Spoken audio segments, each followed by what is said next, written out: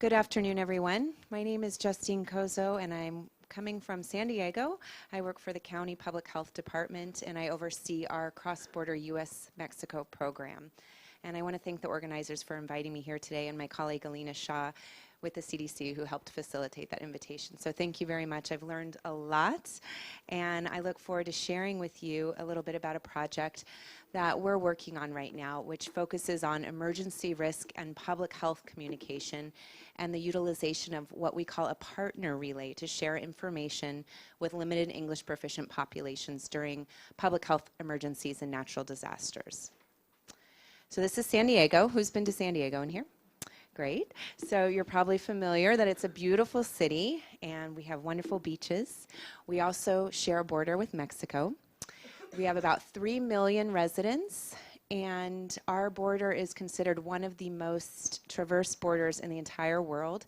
There's estimates from anywhere between 35,000 to 75,000 northbound crossings in a single day, and about 38% of our population is Latino. We are also a huge refugee resettlement destination. We receive approximately 3,500 refugees per year. And there are over 100 languages spoken in San Diego. And a recent report showed that there's over 400,000 individuals living in San Diego that report speaking a language other than English at home and report speaking English less than very well and reported that they are not prepared for emergencies. We are also prone to natural disasters like everyone else, and one of the big ones in Southern California are wildfires. And we had huge wildfires in 2007 and 2014 and evacuated over 100,000 individuals. There was a report done by Cal State San Marcos University talking about the agricultural workers' experience during those wildfires, and it's really a profound report. And what we learned is that people were so terrified to come out of their homes when they received evacuation orders from law enforcement. They were so terrified for a number of reasons you can imagine that many people just shut their blinds and prayed. We also had a huge blackout in 2011 where we lost electricity throughout the county for over 24 hours. And we learned in that situation, all the schools were closed the following day. And we learned in that situation that our refugee communities had sent their kids to school because they had no idea what was going on. And many of them were terrified. So we received this feedback. We also received a lot of public criticism of our county and how we responded in these disasters in terms of helping people that were from isolated communities. And so our public health director and the director of our Office of Emergency Services said we need to do something about this. And so really this project, this effort began back in around 2012 when both departments came together and said, what can we do? And so I mentioned there's over 100 languages spoken in San Diego. And our initial reaction was, let's look at what software programs are, what translating systems are in place or that we can adopt or buy that can help us translate our reverse 911 calls and all the other messages that we're sending out currently in English. Well, we looked into it, and there's no system that you can trust. And I'm sure some of you are familiar with Google Translate. We've experimented with that like everyone does, and it's just, you know, I speak Spanish, and so I could tell in times we used it to translate stuff into Spanish. There are big errors that happen. And when you are sending out life-saving information, such as you need to evacuate your home, or you need to boil your water, it's not safe to consume, you cannot rely on Google Translate or any other computerized software to translate that information. So as part of our Live Well San Diego, that's our strategic vision for all of the county, we are committed to helping build and support communities that are resilient to disasters and emergencies. And as I mentioned, this is a collaboration between our Public Health and Emergency Services Department. So back in 2012, we began the process of planning a huge community forum, and the goal of this forum was to bring together the top 6 languages spoken in San Diego following English, and so those are Arabic, Chinese, Filipino, Korean, Spanish, Somali, and Vietnamese. And then we worked with some of our refugee partners, and they said, while they're smaller in number, they're more vulnerable. They're most recently arrived. They have less resources. Can we please include a couple of refugee communities? And of course, it was a no-brainer. So we included the Somali and the Karen communities. So these were the 8 language groups we initially started with. And we brought them all together for one day. We invited directors of community-based organizations serving these communities, and we asked every director to bring a client or colleague or patient, someone from the community. And so we had 8 focus groups that were professionally facilitated, as well as simultaneous interpretation in all 8 languages. We also had a keynote speaker from ECHO, which is an organization in Minnesota that focuses on health communication, and they're really a leader in this field. So if you haven't ever looked at the ECHO website from Minnesota, I highly recommend it. We've learned so much from them. So we brought these groups together, and in the focus groups, we asked them very specific questions. During an emergency, where do you get your information? Who do you turn to? Who do you trust? Do you have a landline at home? What media does your community have access to? If you received some information from the county government, how would you respond? What is your level of trust with government?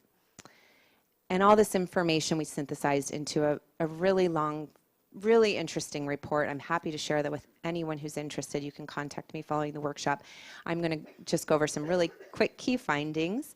What we learned and what I've heard mentioned several times today is that basically and fundamentally during emergencies or when people are in times of need, they turn to one another for support. They turn to one another for information. Social networks are everything, family and friends.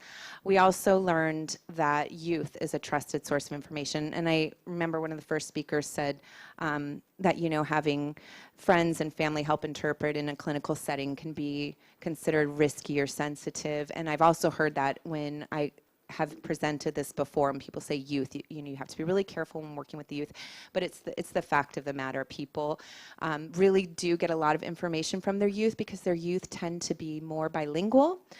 They tend to assimilate quicker. Again, this is anecdotal, what I'm sharing. They also are more savvy with social media, so they have quick access to information. So a lot of people rely on their youth to help relay very sensitive information. Also, all 8 groups mentioned that schools are a source of information that they trust. All 8 groups mentioned the Red Cross. And then all the 8 groups listed various faith-based organizations within their community. And then media, when available. And we learned that, for instance, the Latino population in San Diego has access to several news and radio stations that are broadcast locally. But several of our other communities, the Somali, the Karen, several other of the communities I mentioned don't have media broadcast locally, that they get it maybe from their home country. So that creates a challenge. We also learned there's varying levels of English proficiency, multiple dialects in the Filipino community. We were told that there's 80 different dialects within the Filipino Tagalog language.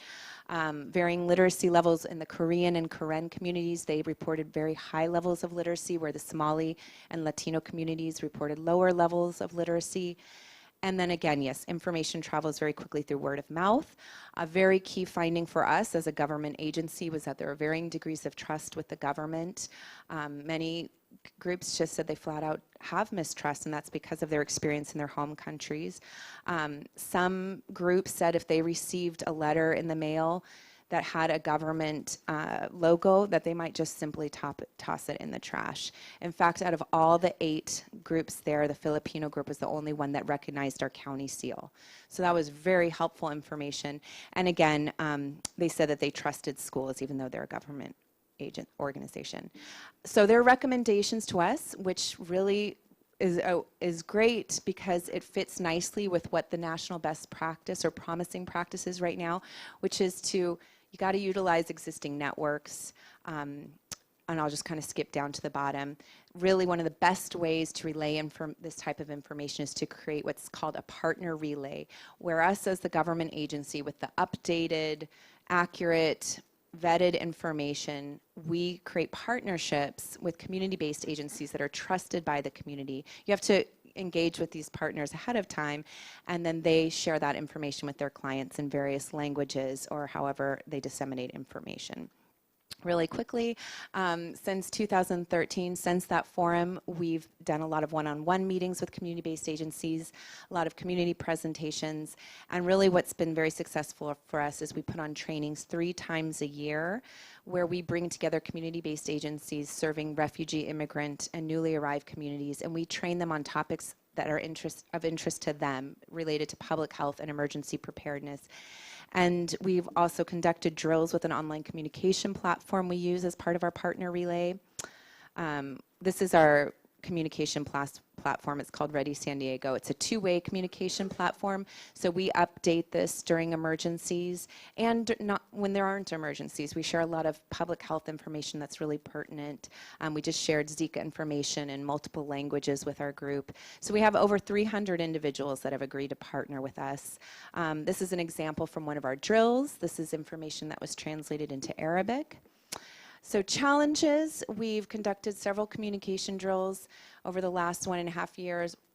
I wish I had a great success story to tell you, except that this is where we've fallen short. We've had low participation, but we've heard a lot. We've done evaluations with all these drills. We've heard that they don't like our platform. It's clunky, they forget their password, it's not searchable on Google, there's no app form of it. So we're currently looking for a new communication platform right now, and we're deep into that, and hopefully we'll have something by the summer.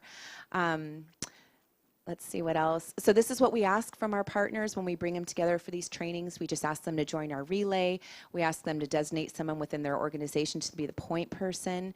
And then we ask them to share this information during emergencies. And then what we offer them is this updated, vetted, trusted, timely information and regular communication with us. We're always checking in with them.